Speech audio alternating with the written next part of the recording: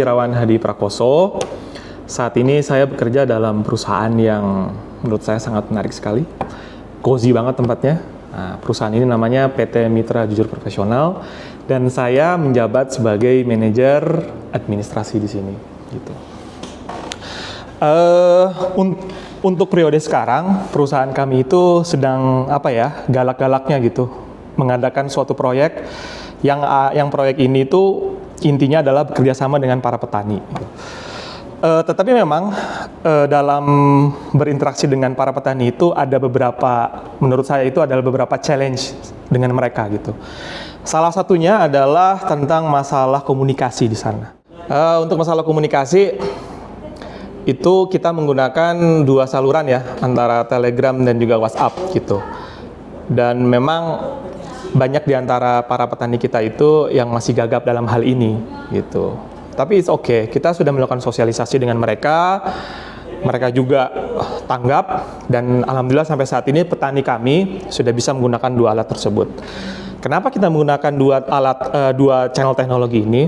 Yang pertama, kita membutuhkan real time, keadaan yang benar-benar di lapangan gitu. Sehingga ketika kita menggunakan dua alat teknologi ini, para petani bisa langsung memberikannya kepada kita. Contoh, kita bilang sama petani, Pak, tolong dong diperlihatkan, saya minta 2 gambar dan 1 video di sana gitu. Mereka melakukan hal itu gitu. Mereka selalu update. Akhir minggu, setiap 1 minggu sekali, mereka selalu update tentang masalah ini gitu.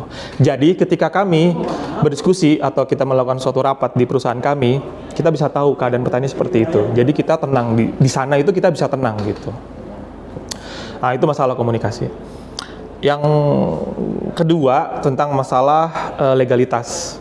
Kita tidak mau bekerja sama dengan para petani yang tidak punya atau tidak lengkap legalitasnya.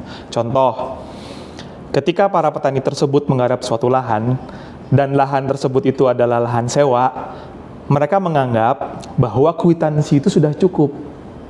Padahal menurut kami itu tidak cukup. Harusnya mereka juga bisa membuktikan kepada kami ada yang namanya perjanjian sewa menyewa di situ. Nah, itu untuk lahan sewa. Ada lagi tentang lahan waris. Nah, di sini juga. Ketika legalitas mereka sudah kita dapatkan, tetapi mereka lupa untuk menyerahkan